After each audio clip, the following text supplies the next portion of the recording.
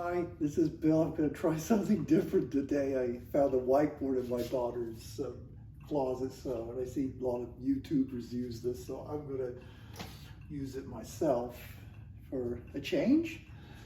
So here I'm going to talk about my work retirement state of limbo, which means I don't know where I am, where I kind of feel lost here. So I decided I'll put down what I retired from, what I would like to retire to, and what I really feel is maybe the reality of retirement. So, yeah. So anyway, I guess when I get right down to it, the thing I really want to retire from is pain. I am just so done with pain. My shoulders hurt, my elbow, well, recently I hurt it pretty badly, and it seems like it's recovering. I think I got a stress fracture in here. I think that was healing up, and sometimes my knee feels strained. So yeah, I really want to retire from that. The second thing I would just simply say is rigidity of schedule.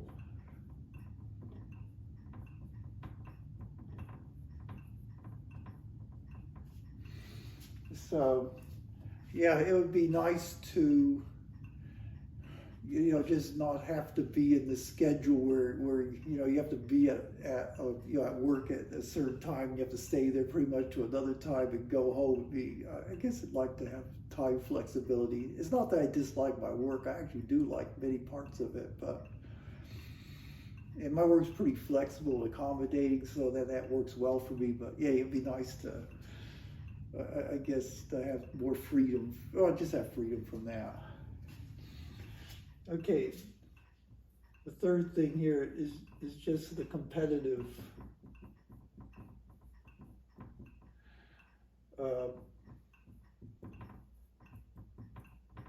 performance pressures.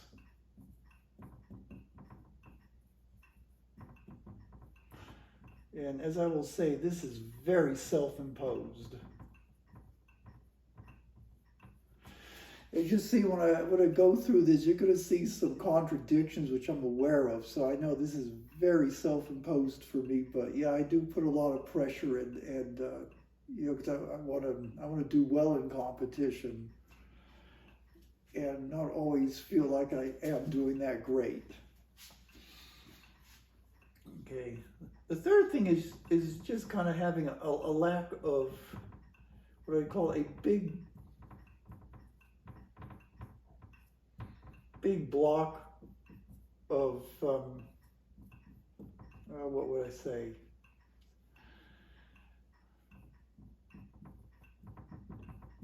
Of free time. I mean, when I think about it, I haven't been away from work probably more than 2 weeks at a time, probably since even before, maybe even college. And the last time I think I even took as much as 2 weeks off, I think it was recovering from eye surgeries, and I had to sit down in my living room with my head down in some contraption, so that way some air bubble could do its job in healing like a detached retina and a macular hole. So I don't consider that fun. I do remember I took 2 weeks off back in 2010 for a cruise with my wife, but other than that, I've not really had a big block of time off. So sometimes I think, yeah, maybe it'd be fun to have a month off and cruise around Arizona or something like that, meet some people I've met on social media and things like that. Yeah, maybe I won't like it. I don't know. I'm not that I'm into travel, but it'd be nice to have that freedom.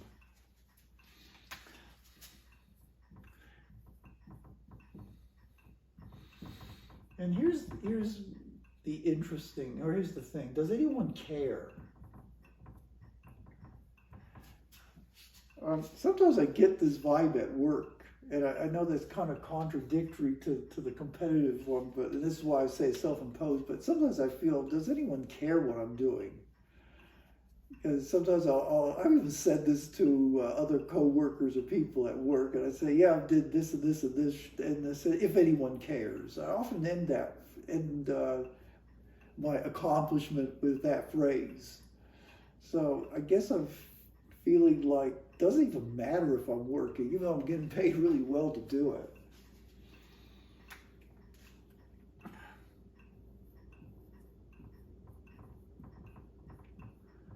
This one here is social desert. Yeah, I work mostly alone in an office, and yeah, I don't have a lot of social interaction, and I feel guilty about it when I do because I feel like I'm disrupting someone else from getting their work done. So yeah, it's kind of a social isolation in a desert for the most part. And yeah, I would like not to have so much of that.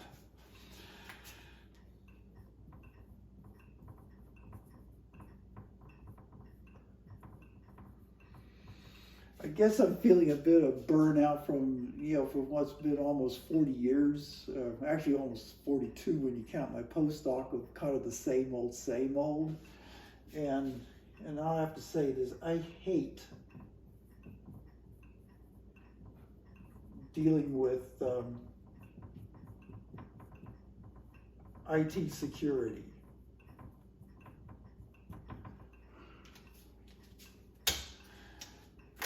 Yeah, to me, this part of my work I absolutely hate. It seems like it takes 7 different login passwords and stuff to get onto my computers and other places I have to go, and then there's always a suspense that it might not work this time. So that's like a 15-minute process, and then if it doesn't work, then it's a call to the help desk, and then that's another hour gone. I'm just ready to say goodbye to all that crap. So what do I want to retire to? Okay, so let's see.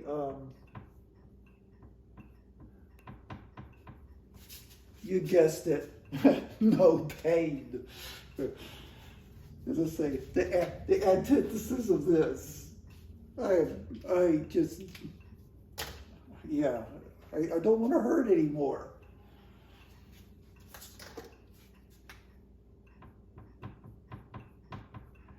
Here I'm going to say find joy in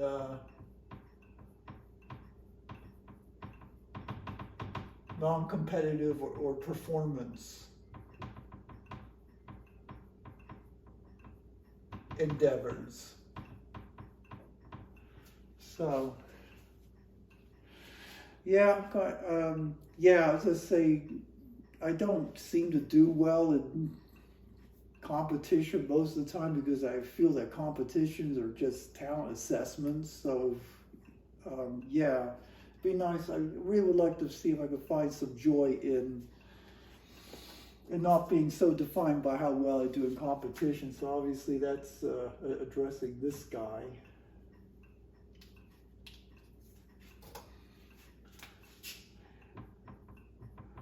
Okay, more social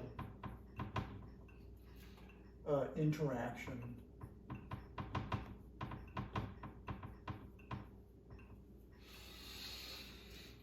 I would like to, yeah, I guess I would like to have more social opportunities than what I'm having presently. So of course that deals with this issue. And then the last one, and I've said this in many comments to many other people's channels, is I'd like to find my tribe.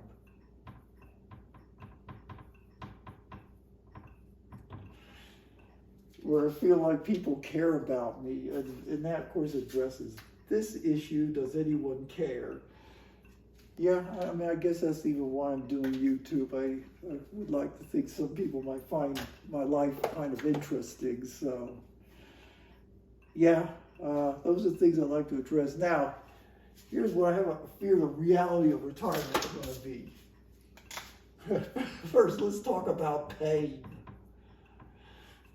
I don't see how that's going to get fixed. And there's a channel that I follow is by Howard from Honors Retirement Corner, and I like him a lot. And he talks about pain in retirement, how it's ruining retirement, or maybe ruining your retirement. My response to that would be, I think pain just ruins your life. And you don't have to be retired. Don't necessarily have to it's not specific to retirement. They deal with this. In my situation, maybe working is keeping me from being in more pain because, well, to be honest with you, I do 2 or 3 hours of this calisthenics training a day or other workouts, and my mind is fried. Apart from my body, my mind just needs a break from it. Howard plays softball in the mornings, then he goes to the gym and does strength training and softball skill development. And then he says that he spends 2 hours icing pains and injuries. And I mean, I guess he's spending 6 hours a day on this, which I can't do it with my lifestyle, and I won't. So the only thing I guess retirement might do is I may be able to recover harder than I do. And I've been told by people I've trained with that I need to learn how to recover harder than I do because I don't have time for that. And yeah, it's a video as to why I'm putting myself through this, so I won't elaborate further here, but yeah, it's a problem. Okay, another issue is I do have poor life skills. And also related to is I seem to have poor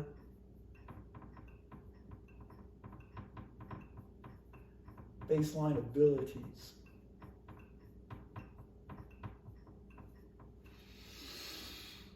And so these things kind of make it difficult for socialization when you realize it. And here I'm going to relate to a work colleague of mine who recently got laid off. He's 70 years old. He kept saying to me all the time, he says, I never want to retire. Now, of course, he got laid off, so he was forced into retirement. He's 70, so, I mean, of course, you can get the full maximum government-type benefits you can get. And, yeah, as I say, last I spoke to him, he's absolutely hating this. And the reason why, he's autistic like I am, so he's dealing with both of these problems, just like I am too. He doesn't have any social connection outside of work. Although, unlike him, this is what I found really strange is that I'm not against retiring. In fact, as I said, I'm kind of welcoming it as an opportunity for change. And I'm trying to prepare for it. However, what was strange about him was that even though he talked about the socialization of work, but he never really walked his talk because he insisted on working like 100% from home. And, and I remember telling him when we were talking about this subject before he got laid off, I said, well, if your game plan is to never retire, you should come back to the office, at least make yourself not so invisible and obscure, and you're going to have to get involved on other projects because our project, it has a limited lifespan, and we knew about this 2 years ago. This is, the Trump administration, it seems like they're shorting it more so, but this was something we knew 2 years ago. So, and I told him that, and he kind of had no interest in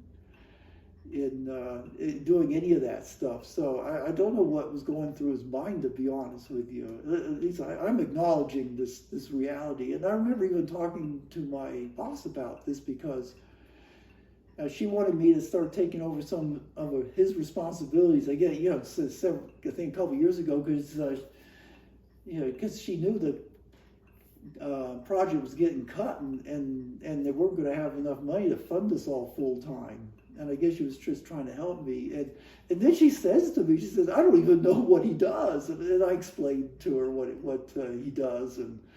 But again, this is not good because she supposedly has to advocate for him when they do these performance evaluations at these management meetings. And I don't know how she was able to do that. She didn't know what he was doing. So, as I say, he was shooting himself in the foot. And I told him so, but he ignored me and said that he basically didn't want to do anything. So anyway, I'm taking over his job, and I have to say, I can't say it's a hard job. What he was doing is tedious. It's been a struggle for me learning, but once you kind of figure it out, it's not hard. I mean, But maybe that, yeah, I don't know what was going through his mind. If socialization was his top priority, like he said it was, he definitely was not doing anything to help his cause, and I guess I don't understand that. But again, I'm autistic too, so I presume he should understand it, but I don't. So, yeah, that's interesting. So anyway, and then of course, what I'm worrying about is that I'm going to fall back into this performance.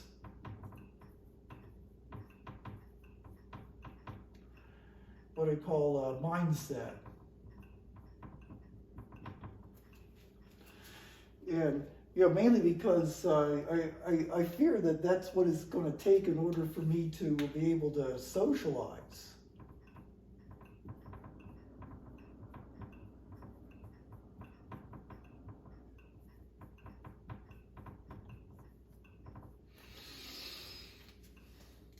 I talked about this in maybe a previous video, but it seems like you have to have a certain level of social competency or maybe just competency and things to be able to get people interested in you and want to do things with you. So this is a fear of mine is that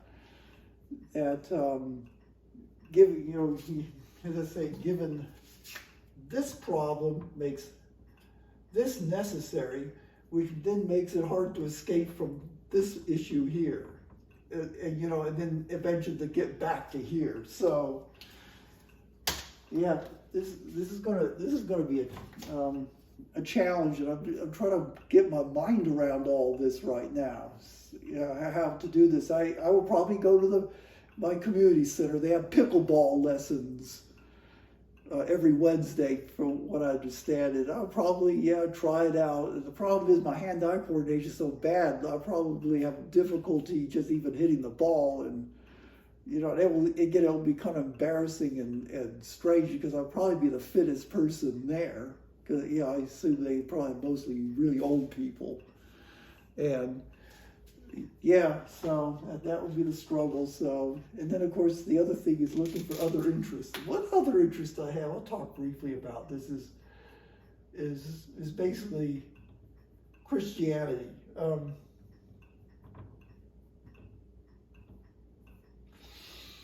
I've been following a number of Christian channels, and it's as I said, the doctrines of the ancient Christian church are interesting to me, and I like to study that stuff. I wish I was good enough to really understand it, where I felt like I could contribute to this community and participate, but a lot of it's just really, it's complicated over my head. I mean, like why, as I don't know, you may or may not know this, but one of the first big schisms in the Christian church was between the Oriental Orthodox Church and the Orthodox Church, and it was over this doctrine of miaphysite nature of Christ versus diaphysite nature of Christ.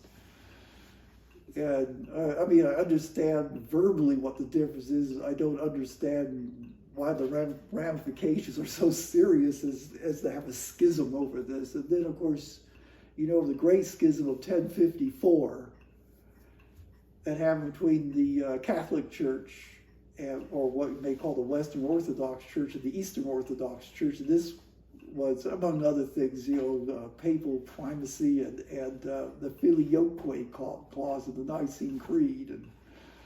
And then, of course, you had the Protestant schism or Reformation in the 15th century.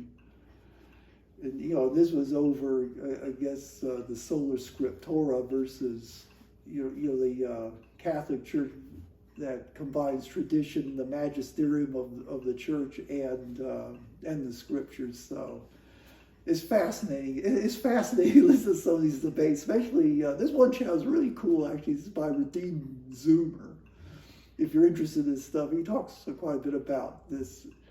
And he's a Calvinist or Presbyterian guy, and it's funny hearing him have debates with actually other Protestants. So yeah, I guess it's fascinating to me. And of course, he debates Catholics. He debates the Ortho Bros. That's the people in the Orthodox Church. One thing that is cool about the Orthodox Church, though, is that all their priests have these totally unkept beards. Even people that can't grow a beard properly still grow them anyway, and really long hair. I think that's cool. Maybe I should become an ortho bro. So, no, I don't plan to. I think I feel at home at the Catholic Church. So, anyway, if you enjoyed this video, I'll have to say may God bless you. But anyway, please like, subscribe, comment. It helps me with my low self-esteem. And until next time, have a nice afternoon and bye-bye.